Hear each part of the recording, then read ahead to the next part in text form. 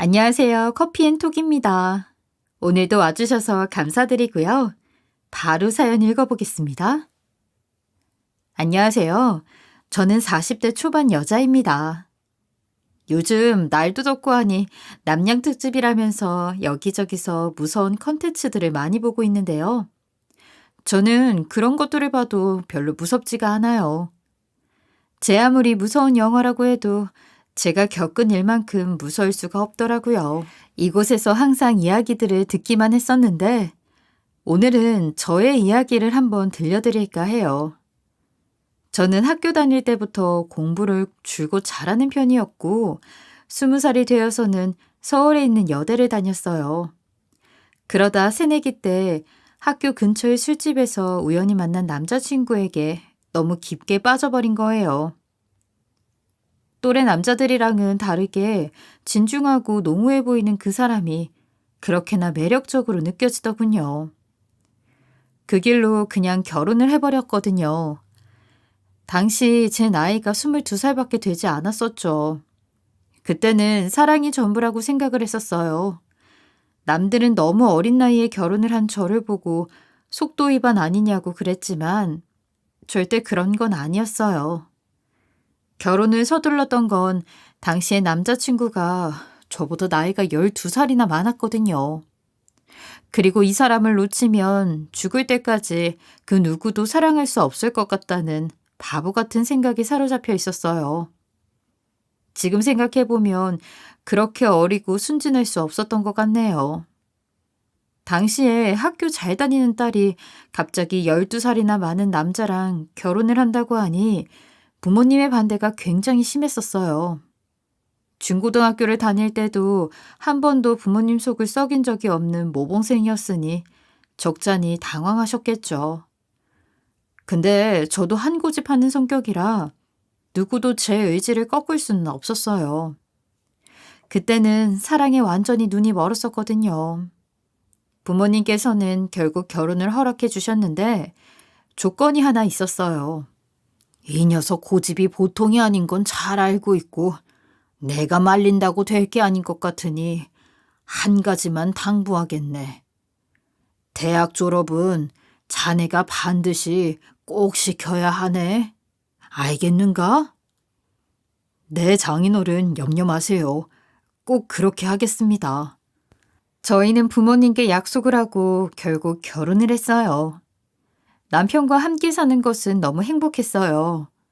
모두가 말리는 결혼이었지만 제 선택이 틀리지 않았음을 확인할 수 있었죠. 남편은 저와 결혼을 하고 얼마 지나지 않아서 다니던 회사를 그만두었다는 거예요. 저는 너무 놀라서 무슨 이유로 그만두었냐고 물었어요. 그랬더니 남편이 말하기를 회사에는 미래가 보이지 않아서 원래부터 해보고 싶었던 가게를 차리겠다는 겁니다. 평생 컴퓨터 앞에 앉아서 죽어라 일만 했는데 사실 자기는 요리를 하면서 살고 싶었다는 거예요. 처음엔 좀 당황했어요. 당장 일을 그만두면 생활비며 제 학비 같은 건 어쩌지 싶었죠. 하지만 남편은 오랜 시간 구상했으니만큼 금방 자리를 잡을 수 있을 것 같다면서 자신감을 보였어요. 남편이 새로운 일을 시작한다고 하니 길을 살려주고 싶어서 금방 잘 될 수 있을 거라고 복돋아 주었죠. 남편은 믿어줘서 너무 고맙다고 앞으로 우리 더 잘 살아보자면서 으쌰으쌰 했답니다. 남편은 일본 스타일의 우동집을 차렸는데 터가 너무 좋다면서 다소 무리해가면서 가게를 넓게 시작했어요. 시작하자마자 직원도 5명이나 고용을 했었고요. 그는 사장님 소리를 듣는 걸 참 좋아하는 눈치였어요. 직원들이 말끝마다 사장님, 사장님 하고 불러주니 어깨에 힘이 들어가는 게 보였죠. 한편으로는 귀엽기까지 하더군요. 그리고 6개월이 지났어요. 남편은 그 안에 무조건 자리를 잡을 것이라고 확신을 했는데 생각처럼 매출이 잘 나오지는 못했죠. 그러다 제 학비를 내야 하는 시기가 찾아왔는데 제게 이러는 겁니다. 여보, 혹시 한 학기만 휴학을 좀 해보는 건 어떨까? 우리 이번 달 매출이 생각보다 많이 저조해서 대출이라도 받아볼까 싶었는데 가게 차리느라 다 끌어다 써서 대출도 안 나오더라고. 장인어른께는 비밀로 해줄 수 있을까? 저는 남편의 가게가 그 정도로 어려운 줄 몰랐어요. 이를 어쩌지 싶었는데 부부가 위기는 함께 극복해야 한다고 생각이 들어서 그렇게 하겠다고 했죠. 한 학기 휴학하면서 남편 가게도 돕고 하면 좋으니까 좋은 게 좋은 거다 하고 생각했어요. 휴학을 하고 남편과 함께 출퇴근을 하면서 재미난 시간들을 보냈지만 매출은 나아질 기미를 보이지 않았어요. 요즘 추세에 맞게 배달을 한번 시작해보는 건 어떻겠냐고 했더니 그런 건 요리하는 사람으로서 창피하다면서 싫다고 하더라고요. 장사에 창피하고 말고가 어디 있나 싶었지만 남편의 생각이 그렇다고 하니 저도 믿어주는 수밖에 없었죠. 그리고 다시 복학할 시기가 찾아왔어요. 그런데 이번엔 남편이 이러더군요. 내가 자기 일하는 걸 유심히 봤는데 아무래도 이쪽에 소질이 있는 것 같아. 그래서 그런데 그냥 학교는 줬고 나랑 아예 전업을 하는 게 어때? 오빠, 혹시 학비 때문에 그러는 거야? 사실 좀만 더 집중하면 완전히 자리 잡을 수 있을 것 같거든? 당신 도움이 필요하기도 하고 내가 곰곰이 생각을 해봤는데 굳이 비싼 돈 들여가면서 대학을 나올 필요가 있나 싶어. 어차피 우리 자리 잡으면 당신은 아이도 가져야 하고 그럼 그 이후엔 주부로 살아야 하잖아? 주부한테 대학 졸업장이 크게 필요가 있을까? 그리고 당신도 대학교 친구들이랑 별로 친하게 지내고 싶지 않아 하잖아. 남편의 말에 묘하게 설득이 되더라고요. 결혼 이후 친구들이 묘하게 저를 피하는 게 느껴져서 더 이상 예전처럼 친하게 지내질 못하고 있었거든요. 이래저래 대학 생활은 저와 잘 맞지 않아 가고 있었고 남편이랑 보내는 시간이 가장 재미있고 즐거웠어요. 더는 학교에 가고 싶지 않았던 마음이 있던 때에 남편의 제안은 솔깃했어요. 그리고 저는 그 해에 자퇴를 하게 되었답니다. 물론 부모님이 아시면 좋아하지 않으실 것 같아서 비밀로 하였죠. 남편과 가게에 집중하면서 영업을 하였어요. 밤낮을 가리지 않고 노력을 하니 역시 배신하지 않더군요. 서서히 자리를 잡게 되었어요. 그리고 남편이 나이가 있다 보니까 저희는 서둘러서 아이를 가질 준비를 하게 되었죠. 한 5개월 정도 노력을 했는데도 아이가 생기지 않아서 정기검진차 병원에 가게 되었어요. 근데 병원에서 하는 말에 너무 충격을 받았어요. 제가 자연 임신이 안 될 가능성이 높다는 거예요. 요즘은 결혼 전에 산전 검사를 하는 경우가 많은데 왜 하지 않았냐고 하더라고요. 저는 너무 큰 충격에 빠졌어요. 저한테 이런 일이 있을 줄은 정말 몰랐거든요. 남편에게 이 사실을 알리고 며칠 있다가 시어머니가 찾아오신 거예요. 얘, 너 임신을 못한다고 하던데 그게 사실이니? 내가 정말 못 산다 못 살아. 어리니까 당연히 하자가 없는 줄 알았더니 이게 뭐라니? 어머님, 근데 요즘은 난임센터 같은 곳이 너무 잘 발달되어 있어서 임신은 크게 걱정하지 않으셔도 돼요. 뭐 너도 그 인공수정이니 뭐니 그런 거 하려고 하는 거니? 예, 아서라. 그런 거는 다 억지고 제약이다. 건강한 몸으로 하나님이 주신 자녀를 받는 게 맞는 거지. 의학으로 노력한다고 그게 맞는 것 같니? 그리고 그건 뭐 공짜로 하는 것도 아니고 다 우리 아들 주머니에서 나간 돈으로 하는 건데 서울에서 대학 다닌다길래 똑똑한 줄 알았더니 순 헛똑똑이었구나. 어머님의 나리선 말에 너무 상처를 받았어요. 제가 순간적으로 정말 큰 문제가 있는 사람인가 싶더라고요. 그리고 얼마 있다가 남편은 제게 이혼을 요구했어요. 생각을 좀 해봤는데 우리 그만 각자의 길을 가는 게 맞는 것 같아. 나는 아이가 너무 중요한 사람인데 당신이 부인과 쪽으로 문제가 있을 거라고는 정말 상상도 못했거든. 엄마 말씀이 좀 듣기 불편하긴 해도 사실 다 맞아. 우리 그냥 여기서 그만하자.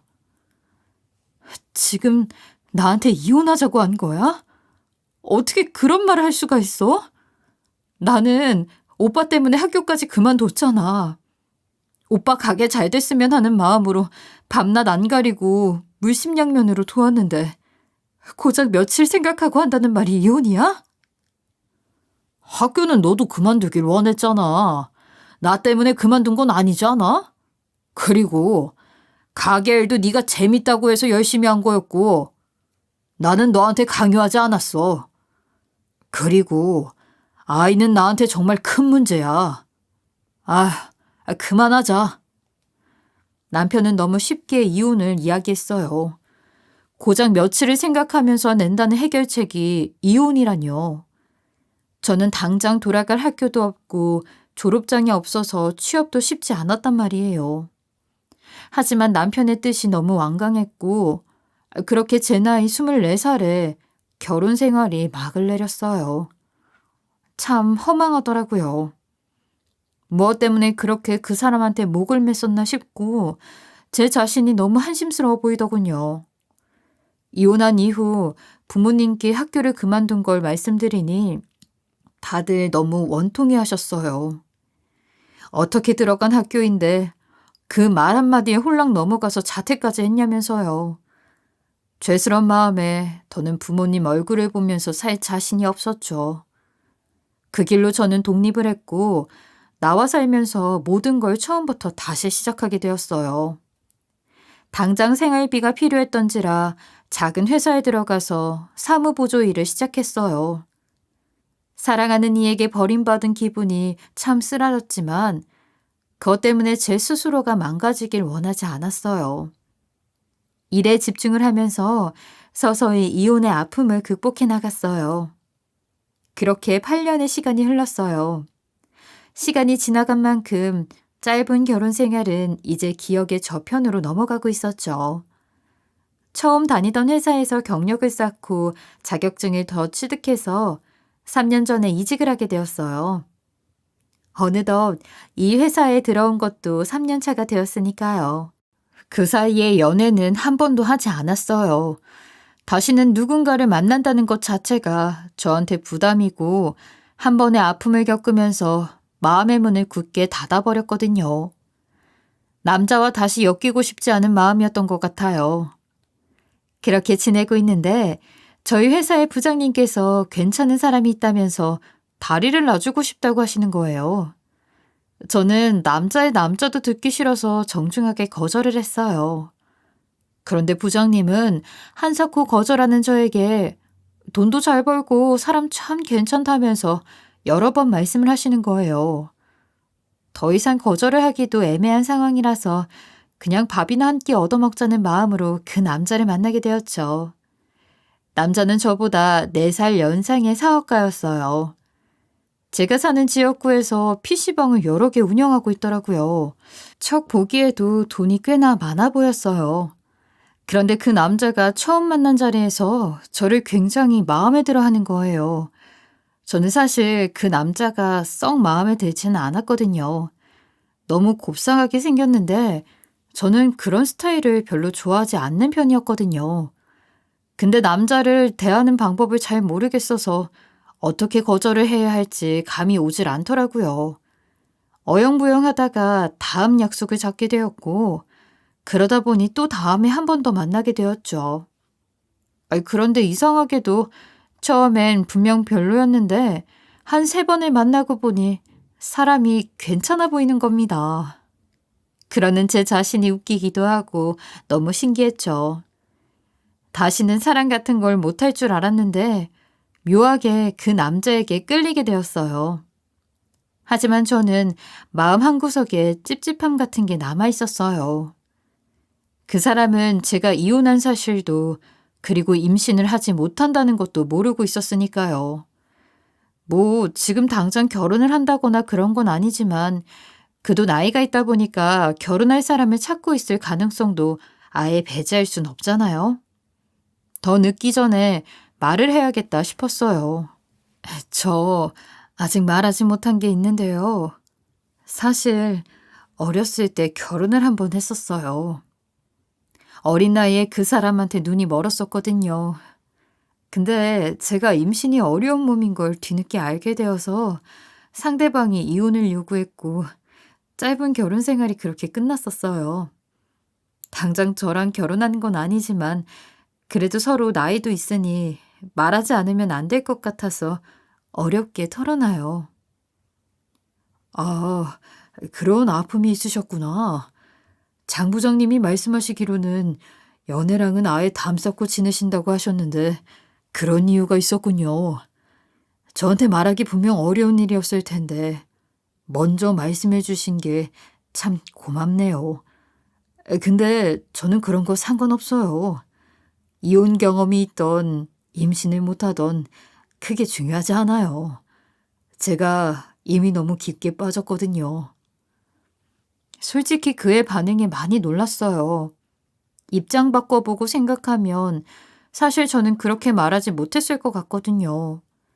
제 아픔까지 감싸주고 싶어 하는 그 남자의 태도에 마음을 완전히 빼앗겨버리고 말았어요. 우연치 않은 만남에서 연애가 시작이 되었죠. 사회인이 되고 나서 연애를 하는 기분은 학생 때 했던 풋내기 연애랑은 완전 다르더라고요. 남자친구는 장난스럽기도 하고 개구진 성격이었는데 그게 또 그렇게 재밌더군요. 저희는 알콩달콩 1년 좀 넘게 연애를 했어요. 그러다 남자친구가 결혼 이야기를 슬쩍 꺼내게 되었고 저는 남자친구와의 결혼에 대한 생각이 있었지만 그의 집에서 반대를 하실 것이 너무 무서웠거든요. 저의 과거와 직면하기가 두려웠어요. 그러던 중 남자친구는 어머니가 저를 많이 궁금해 하신다고 하면서 집에 인사를 한번 드리러 가자고 하더라고요. 애인으로서 인사를 드리는 것쯤이야 뭐 어떤가 싶어서 그렇게 어머님과도 만나 뵙게 되었어요. 저는 어머님을 뵙기 한 일주일 전부터 잠도 오지 않고 너무 걱정이 되는 거예요. 저의 과거를 알고 분명 밤다실 텐데 어쩌지 싶었어요. 아무래도 내 아들이 이혼한 사람이랑 만난다고 하면 반길 엄마가 어디 있겠어요. 긴장되는 마음으로 만나 뵈었어요. 아니, 근데 어머니가 아니라 누나라고 해도 믿을 만큼 너무 고우신 거예요. 어쩜 피부도 저보다 좋아 보이셨죠. 알고 보니 남편 또한 가정사가 좀 있는 사람이었는데 현재의 어머니가 새어머니라고 하더라고요. 그때 나이가 50도 안 되셨으니 아주 어린 여자에게 새 장가를 든 모양이셨죠. 저희 세 사람이 함께 있는 자리에서 남자친구는 저에게 말을 하더군요. 가슴속에 상처 하나 없는 사람이 어디 있겠냐마는 나도 자기한테 털어놓지 못한 게 있어. 사실 우리 아버지가 술이랑 도박에 미쳐 있으셨거든. 그거 버텨줄 여자가 어디 있겠어. 결국 친엄마가 어려서 집을 떠나셨어. 근데 아버지는 재혼을 해서도 정신을 못 차리시고 밖에 나가 사는 날이 더 많으셨거든. 그래서 여기 계신 새어머니가 나를 친아들처럼 많이 아끼고 사랑으로 키워주셨어. 그래서 난 새엄마라고 생각하지 않고 오히려 친엄마보다 더 애틋하고 소중해. 자기한테 그런 일이 있었구나. 어려서부터 그런 일을 겪어서 정말 속상했겠다. 어머님도 참 많이 힘드셨겠어요. 제 벌은 난 못 준다고 여태 그 벌은 못 고쳐서 지금은 보다시피 별거에서 살고 있어요. 이제는 어디서 죽었는지 살았는지도 알 수가 없어요. 그냥 몇 년째 없는 사람이다 치고 삽니다. 난들 왜 도망치고 싶지 않았겠어요? 수천 번도 더 도망치고 싶었는데 내가 그러지 못한 건 그놈의 정이었죠. 남편에 대한 정이 아닌 이 녀석에 대한 정이요. 내 애도 아닌데 정이 너무 들어버렸지 뭐. 이 어린애를 두고 차마 갈 수가 없겠더라고요. 우리 다들 이렇게 아픔 하나씩은 있는 사람들이에요. 이혼한 거? 그거 아무것도 아니고 애 좀 못 가지면 뭐 어떤가. 요즘은 일부러라도 애 안 낳고들 사는데. 정 아이가 키우고 싶으면 나중에 입양해도 되는 거고 둘이서 재미나게 살면 그만인 거지. 그러니까 그런 걸로 제 앞에서 주눅들 필요 없어요.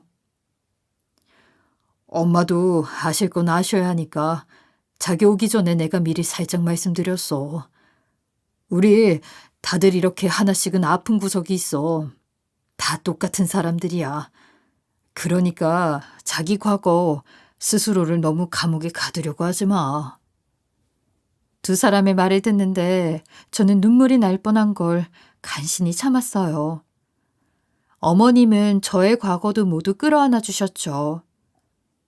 전혀 예상치 못했던 의외의 말씀을 하시는 어머님한테 얼마나 감동을 했는지요. 그리고 저는 생각했어요. 이 사람이구나. 내가 이 사람을 만나려고 그런 아픔을 겪었었구나 하고요. 그런데 저는 그 사람이랑 결혼은 하고 싶지만 결혼식은 하고 싶지 않았어요. 이미 한 번의 결혼식을 했었던 사람이라 재혼한다고 다시 친척들, 지인들을 부를 용기가 나지 않았었죠. 근데 남자친구는 저의 그런 마음까지 이해를 해주는 거예요. 정말 어찌나 감동을 했는지 몰라요. 저희는 가족끼리 조촐하게 식사를 하면서 결혼식을 대체했고 혼인신고만 하고 살게 되었어요. 그때까지도 시아버님은 한 번도 뵙질 못했었죠. 결혼을 하고 나서 시어머님과도 굉장히 잘 지냈어요. 당시 시어머님 나이가 48살밖에 되지 않으신 언니 같은 시어머니셨죠. 한 번은 바깥에서 어머님과 밥을 먹는데 직원분이 언니랑 참 사이가 좋으시네요 하는 겁니다. 어머님은 호탕하게 웃으시면서 언니가 아니라 시어머니예요 라고 하니 직원분은 놀라면서 40대 초반 같은데 어떻게 시어머니냐고 하시더라고요. 어머님과 같이 다니면 그런 일들이 종종 있었어요. 그냥 보기에도 40대 초반 정도로 보일 만큼 굉장히 고우셨거든요. 아무래도 나이가 젊으시다 보니 다른 집처럼 앞뒤 꽉 막힌 것도 없으시고 시집살이 같은 건 남의 집 이야기였어요. 명절엔 제사 음식을 전부 밖에서 사다가 지내셨고 저희끼리 외식하고 고스톱이나 치면서 즐길 수 있었어요. 명절이 그렇게 재미있는 건 줄은 지금의 남편을 만나고 처음 알았네요. 이전 결혼에서는 기독교 집안인데도 제사 음식은 정성이라면서 가스불이 꺼질 틈 없이 쉬지 않고 전을 부쳐내야 했거든요. 그때 생각을 하면 정말 지옥이 따로 없네요. 하지만 이번 결혼에서는 시댁에서의 스트레스나 명절 스트레스 같은 건 저와 거리가 멀었답니다. 그러던 어느 날 저에게 너무 놀라운 일이 일어났어요. 20대 중반부터 산부인과에 정기검진을 다니고 있는데 그날도 별 생각 없이 늘 가던 검진을 갔죠. 근데 제가 임신을 했다는 거예요. 의사 선생님의 말을 듣고도 놀라서 믿기지가 않았어요. 분명 저는 자연임신이 어려울 거라고 알고 있었는데 임신이라뇨. 어찌나 놀랐는지 모르겠어요. 병원에서도 이 정도 됐으면 알 법도 했을 텐데 어떻게 전혀 몰랐냐고 하더라고요.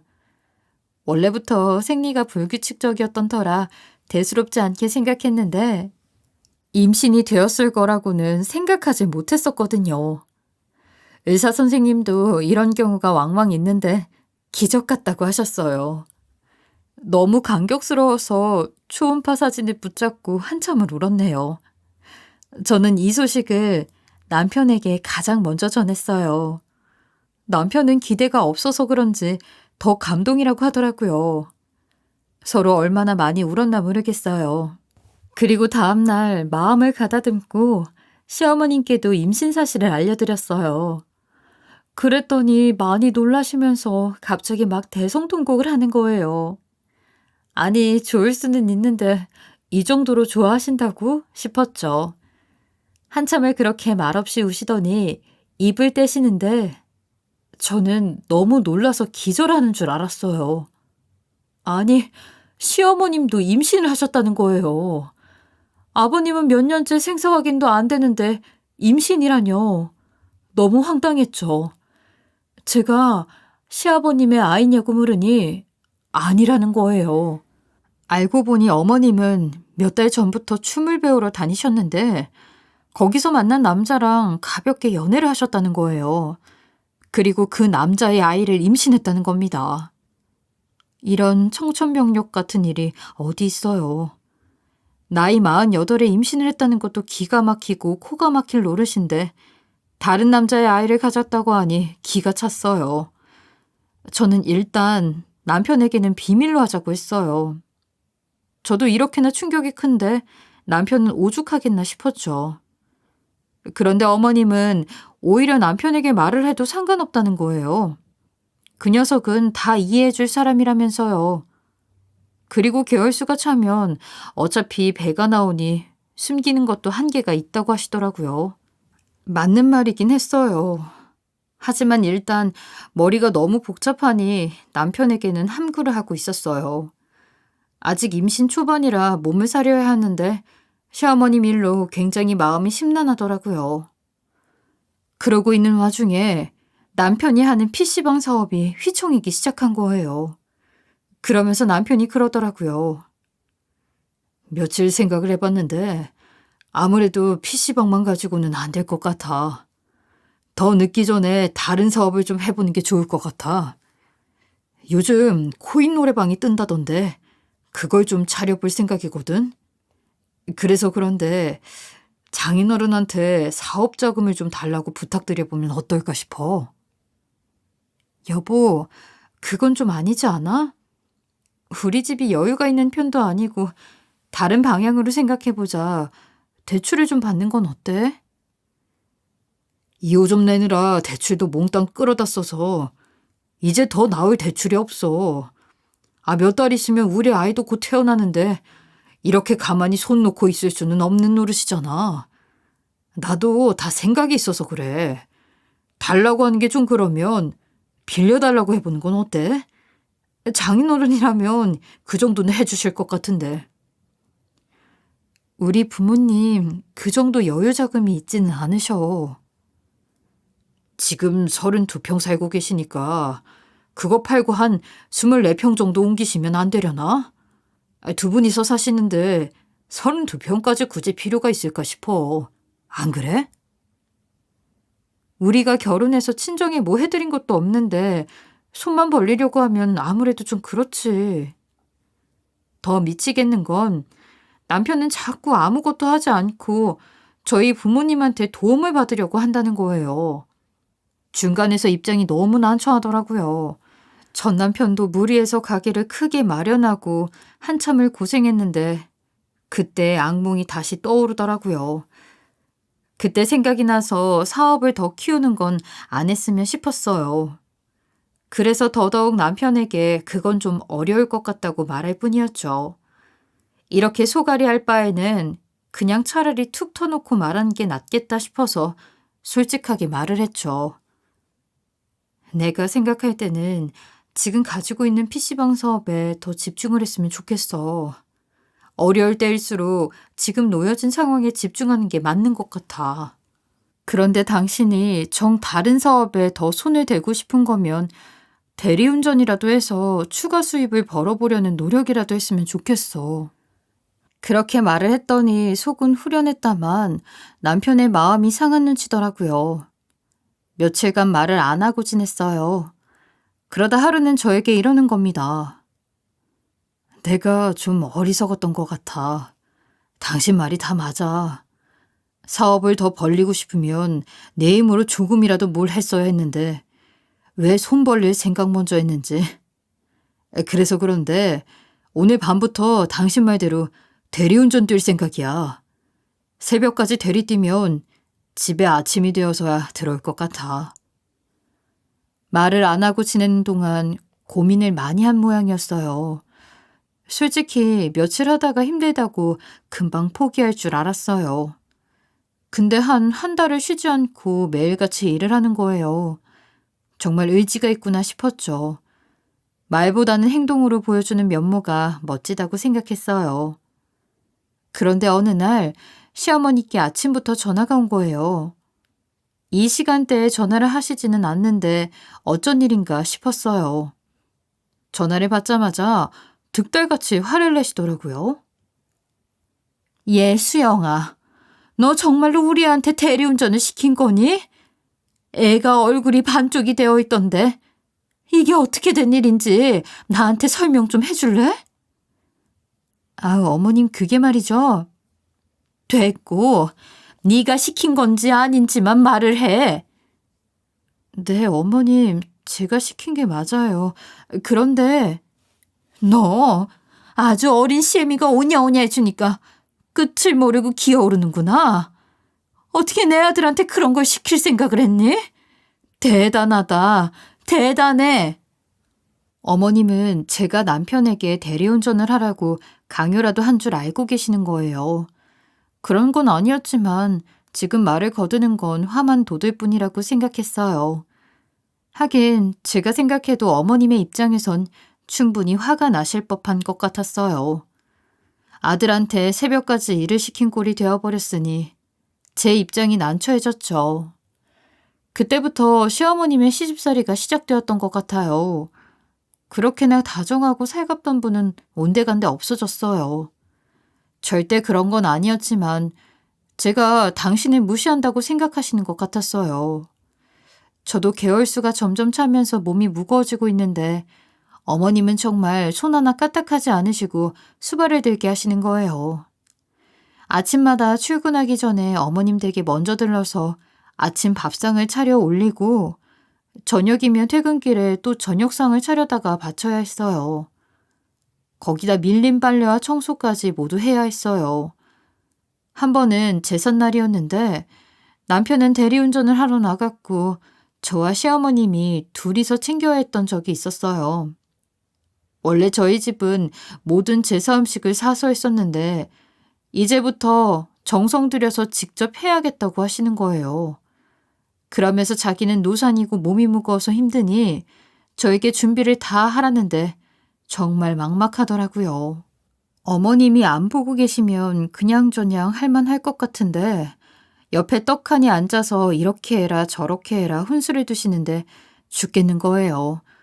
가뜩이나 입덧으로 힘들어 죽겠는데 하루 종일 밥도 못 먹고 기름 냄새를 맡으니 기운이 하나도 없더라고요. 왜? 너 입덧하는데 음식까지 하려니 힘드냐? 네가 내 아들 힘들게 한 거에 비하면 이건 아무것도 아니야.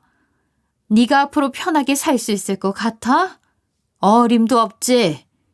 그리고 너 내가 애 낳으면 네 애랑 둘 다 키워라. 어차피 네 애 키우면서 내 애도 같이 키우는 건데 뭐 어렵지는 않을 거다. 나는 늙어서 애까지 키울 힘은 없으니까 네가 형제처럼 둘 다 키우면 되겠다. 네? 어머니 아무리 그래도 그건 좀... 너는 꼭 그렇게 한 번에 내내 하는 법이 없더라. 왜 그렇게 무조건 꼭 토를 다는 거냐? 시애미가 아주 우습지? 어디 남자한테 그딴 일이나 시키면서 남자를 잡으려고 들어? 이혼한 천한 것을 데려다가 사람처럼 대우해주니까 우리 집이 그냥 쉽지? 어머님, 절대 그런 건 아니에요. 제가 예상한 대로 어머님은 제가 당신과 아들을 무시한다고 생각하고 계시더라고요. 아니라고 그래봤자 믿어주실 분위기도 아니었고 참 난감했답니다. 어머님은 화가 날 대로 나 있는 상태이신데 남편은 중간에서 중재하지 못하더라고요. 그런 남편에게 서운한 마음이 들기도 했지만 매일 아침이 다 되어서야 피곤한 몰골로 들어오는 남편을 보면 또 그럴만하다 싶더군요. 어머님과 저의 사이를 알아챌 만큼 여유가 없는 상태였죠. PC방 일을 마치면 저녁도 먹지 못한 채 바로 대리운전을 출근해서 아침에 해가 뜨면 집에 오는 일상이었어요. 하루는 아침에 퇴근한 남편의 얼굴에 상처가 있길래 무슨 일이 있었느냐 물었더니 이러더라고요. 술 취한 손님들 상대하는 건 익숙해지지가 않네. 운전하는 내내 뒤에서 욕하고 툭툭 치고 그러다 상처가 살짝 났나 봐. 나까지 위험해질 뻔했어. 하루라도 조용히 넘어가는 날이 없네. 근데 당신은 신경 쓰지 않아도 돼. 내가 원해서 하는 거니까. 그 생활을 한 두어 달 하더니 얼굴에 살이 쏙 빠져서 너무 안쓰러워 보이더라고요. 임신해서 시어머님 뒷바라지 하느라 저도 힘들어 죽겠지만 다 같이 잘 먹고 잘 살아보자고 저렇게 발을 동동 구르며 지내는 남편을 보는 것도 마음이 짠해져서 저는 남편에게 사업 자금을 도와주기로 했어요. 친정 부모님께는 도저히 양심상 도와달라고 말씀드릴 수가 없었고 제가 할 수 있는 선에서 돈을 만들어줬죠. 큰 돈은 아니지만 결혼 전부터 붓고 있던 적금이 하나 있었는데 그게 이번 달에 만기가 되었거든요. 남편은 이걸 어떻게 받느냐고 눈물을 글썽이더군요. 당신이 이렇게까지 새로운 사업에 열정을 보일 줄은 나도 몰랐어. 우리 아기 태어나면 쓸 자금이었는데 당신 해보고 싶은 거 있으면 이걸로 보태서 해봐. 나도 큰 돈을 주진 못해서 미안해. 당장은 이게 내 최선이야. 여보, 정말 고마워. 나도 당신이랑 우리 애기 편하게 살게 해주고 싶어서 이렇게 열심인 거 알지? 우리 다 같이 정말 잘 살아보자. 그러던 어느 날 시어머님이 핸드폰이 고장났다면서 저에게 시내에 나가서 고쳐오라는 심부름을 시키시더군요. 저도 그쪽에 볼 일이 있었고 이 정도 심부름쯤이야 옆에서 수발드는 것보다는 훨씬 편하다는 마음으로 핸드폰을 고치고 집으로 돌아가고 있었어요. 그런데 시내에 있는 꽤 유명한 산부인과 안으로 어머님이 들어가시는 걸 우연히 보게 된 거예요. 어차피 본인도 병원에 갈 일이 있었으면서 뭐하러 저한테 심부름을 시키는 건지 속으로 툴툴거렸죠. 차라리 지금 핸드폰은 전달해주면 시댁에 안 들러도 되겠다 싶어서 저도 산부인과 안으로 따라 들어갔어요. 한참 사람들이 붐비는 시간이라 병원 로비에 사람들이 바글바글 하더라고요. 두리번거리면서 어머님을 찾고 있는데 저쪽 귀퉁이 자리에 뒷모습이 보이는 거예요.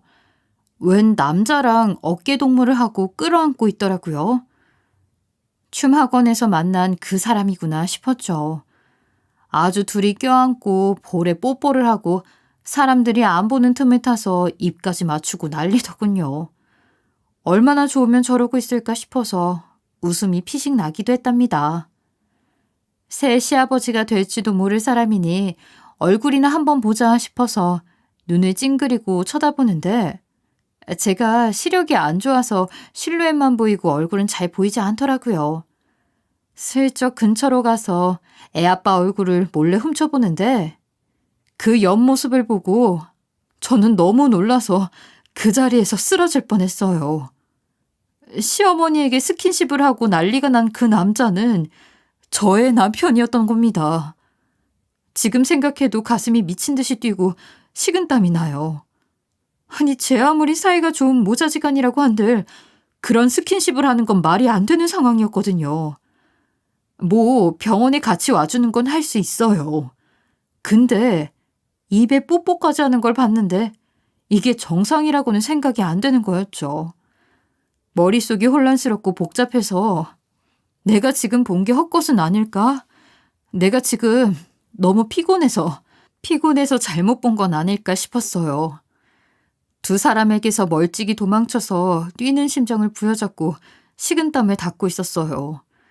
그리고 잠시 후 간호사가 시모의 이름을 부르면서 제 남편에게 애기 아빠도 같이 들어오세요 라고 하는 거예요. 남편은 웃으면서 시모의 손을 깍지 끼고 진료실 안으로 들어가더라고요. 저는 허둥지둥 병원에 빠져나왔어요. 믿기지 않았고 믿을 수도 없었어요. 어머님과 남편에겐 도대체 무슨 일이 있었던 건지 복잡해 미치겠더라고요. 당장 진료실로 뛰쳐들어가서 제가 본 게 무엇이냐고 따져 묻고 싶었어요. 하지만 이내 생각을 다시 다잡고 내가 먼저 그 사람에게 무슨 일이 있었던 건지 어떤 관계인 건지 알아봐야겠다 싶었어요. 그날 저녁 핸드폰을 돌려드리러 시댁에 잠시 들렀는데 어머님은 평소와 다를 게 없었어요. 집에 돌아가려는 저를 불러 세우는 거예요. 순간 식은땀이 쭉 나더라고요. 설마 나를 병원에서 본 건가 싶어서 긴장되는 마음으로 왜 부르셨냐 물었어요. 너 오늘 시내에 있는 그 핸드폰 수리가게에 다녀온 거니? 네, 어머님 맞아요. 오늘 낮에 다녀왔어요. 날도 더운데 고생했네. 참, 너 적금 만기된 거 아들한테 자금으로 줬다고 들었다. 가진 게 있었으면 진작 남편 좀 도와줄 것이지? 그걸 그렇게 꽁꽁 감추고 있었니? 답답해서 원. 그게 만기까지 시간이 좀 남아 있었어요. 저 먼저 가볼게요, 어머님. 저에게 더 말을 붙일까봐 겁이 나서 저는 애둘러 말하고 황급히 도망치듯 시댁을 빠져나왔어요. 그리고 저는 밤마다 대리운전을 하러 나가는 남편을 미행하기로 했어요.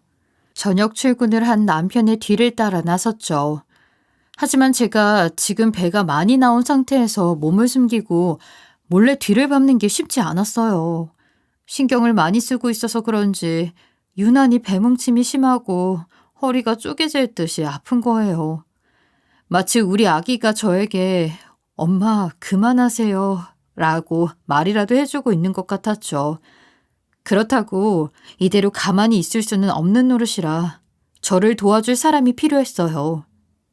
그때 생각난 사람은 바로 예비 제부였죠. 제 동생과 결혼식 날짜까지 받아놓은 사람이라 아주 믿을만 했거든요. 더군다나 예비 제부는 운동을 오래 한 사람이라 덩치도 크고 힘도 좋아서 혹시 모를 상황에 대비하기 딱 좋은 사람이었어요. 동생과 예비 제부에게 이 이야기를 다 털어놓고 미행을 부탁했어요. 예비 제부는 처형의 일인데 제가 어떻게 가만히 있을 수 있겠냐면서 먼저 돕겠다고 해주더군요. 너무 든든하고 고마웠어요. 제부는 며칠을 미행하더니 저에게 믿을 수 없는 이야기를 하면서 핸드폰으로 찍은 사진 몇 장을 보여주더라고요.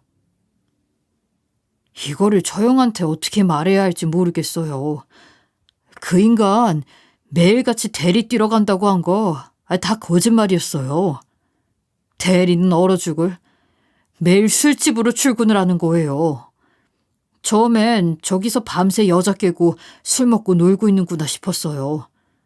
근데 한 이틀 바깥에서 몰래 지켜보는데 이상한 것 같더라고요. 그래서 술 마시러 들어가는 척하면서 거길 가보니 세상에 술집 사장이 처형 시어머니더라고요. 그때 사진 보여줘서 바로 알겠더라고요. 배가 잔뜩 나와서 카운터에 앉아 있는데 진짜 놀랐다니까요. 그래서 자리를 슬쩍 잡고 거기 일하는 막내 직원 같아 보이는 사람한테 돈 좀 쥐어주고 두 사람 무슨 사이냐고 물어봤는데 저 순간 놀래서 술병 떨어뜨릴 뻔했잖아요. 그 인간은 그 술집에서 선수로 일을 하는 사람이고 처형네 시어머님은 거기 사장인데 둘이 사귄다는 거예요. 그냥 사실혼 관계래요. 그것도 꽤나 오래되었고 가게에서는 이미 유명하대요. 손님들도 다 알고요. 그 뱃속에도 그 인간의 애가 맞다는데 가게에서는 이미 그 인간이 실제로 사장 역할을 한다고 하더라고요. 진짜 이게 말이 되는 거예요? 말을 마치고 두 사람이 입을 맞추는 사진을 몰래 찍어서 보여주는데 손이 덜덜 떨려서 핸드폰을 들고 있을 수가 없더라고요. 어떻게 나한테 이런 일이 있을 수 있는 건지, 그리고 어떻게 낳아준 건 아니라지만 그래도 엄마라는 사람이랑 그럴 수가 있는 건지 머리가 너무 복잡해서 터져버릴 것 같았어요. 저는 그날 밤 떨리는 손을 부여잡고 동생과 예비 제부와 함께 그 술집을 덮쳤어요. 그리고 다짜고짜 시모의 머리끄덩이를 붙잡고 말했어요. 야, 이 천하의 미친 인간아. 전부 알고 왔으니까 발뺌할 생각을 추호도 하지 마. 당장 있는 그대로 전부 다 말해. 니들 도대체 무슨 관계야?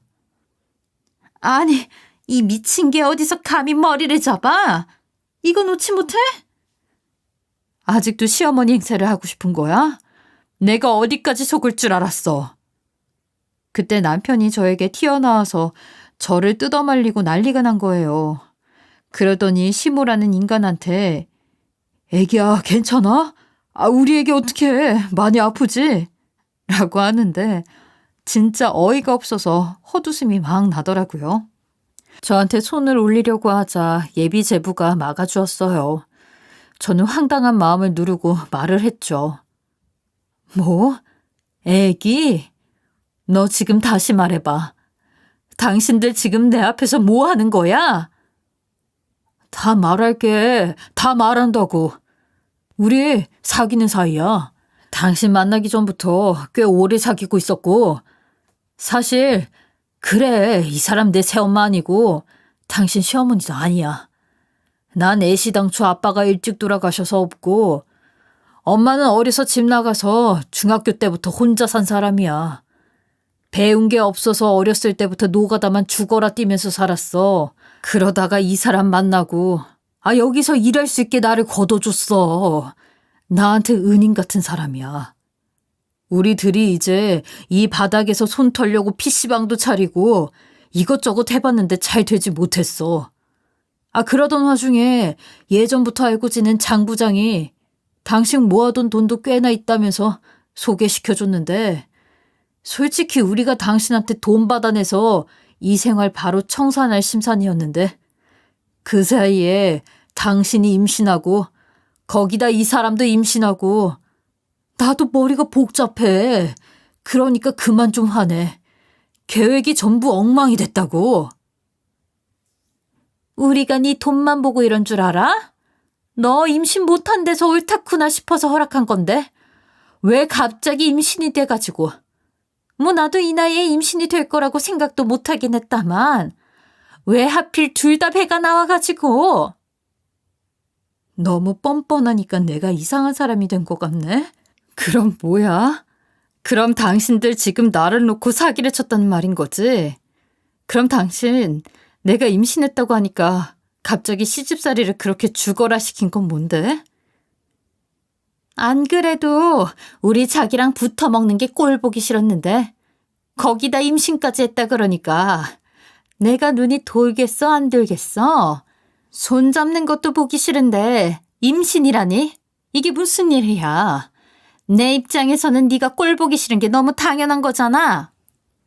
자기야, 너무 화내고 그러지 마. 애기가 다 들어. 저는 그 꼬라지를 보고 너무 황당해서 아무 생각이 들지 않더라고요. 그리고 동생과 예비제부의 부축을 받고 그 자리를 빠져나갔죠. 저는 다음날 바로 그 인간들을 사기로 고소를 했고 이혼 소송을 걸었어요. 소송을 진행하는 과정에서 알게 된 게 있는데 시모라는 인간은 그 상간녀는 알고 보니 41살밖에 되지 않았었죠. 동안인 게 아니라 원래 그 나이였던 거예요. 노산이긴 해도 여자 나이 41살이면 임신이 되고도 남을 나이였죠. 그러니 설마 했는데 임신이 된 거고요. 법정에서 그 인간들을 마주했는데 아주 뻔뻔스럽기가 대단했어요. 임신만 아니었으면 걸리지 않았을 건데 일이 이렇게 되어버렸어. 너 솔직히 말해봐.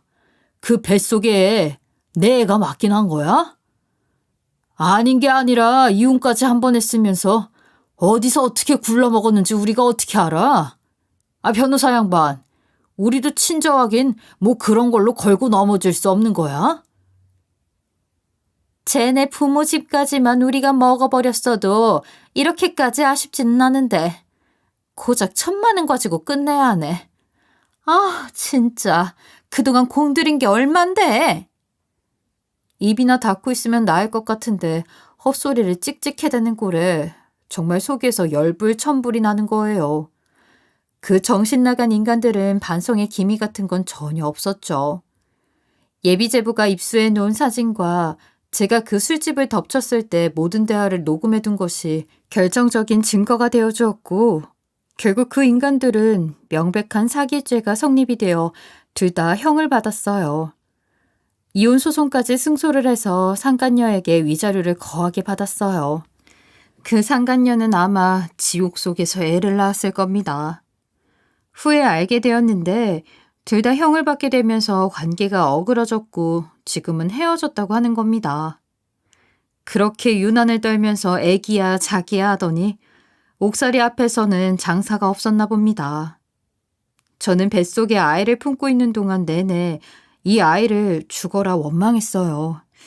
죽을 때까지 못 만나는 줄 알았는데 왜 그 인간의 피를 받아서 나한테 왔는지 막달까지 내내 눈물 속에서 시간을 보냈답니다. 태어난 아이는 딸이었어요. 근데 막상 아이가 태어나니 세상에 이런 사랑스러운 존재가 있을 수가 없는 거예요. 심지어 얼굴도 저랑 너무 판박이고요. 그래서 다짐했어요. 오직 나만을 닮게 키워내겠노라고요. 절대 그런 쓰레기 같은 아빠가 있었다는 사실을 모르게 하고 키우겠다고요. 저는 이혼 소송 때 받았던 위자료로 아파트 하나를 얻고 돈을 좀 더 보태서 작은 카페를 하나 차렸어요. 지금은 그걸로 먹고 살고 있어요. 다행히 장사가 잘 되어 주어서 지금은 알바생도 2명이나 더 고용을 했고요. 우리 딸은 모난 곳도 아픈 데 없이 잘 자라주어 지금은 어린이집을 잘 다니고 있고요. 지금은 남자의 남자만 봐도 치가 떨려서 남자랑은 아예 담을 쌓고 산답니다. 제 인생의 마지막 목표는 어린 딸이 올곧게 잘 자라주는 것뿐이에요. 저의 이 이야기 정도면 남양 특집도 이런 특집이 없을 것 같아요. 오싹하기만 한 제 지난 이야기들을 끝까지 들어주셔서 너무 감사합니다. 지금까지 커피앤톡이었습니다. 오늘도 끝까지 함께 해주셔서 감사하고요. 저는 다음 영상으로 또 찾아뵙겠습니다.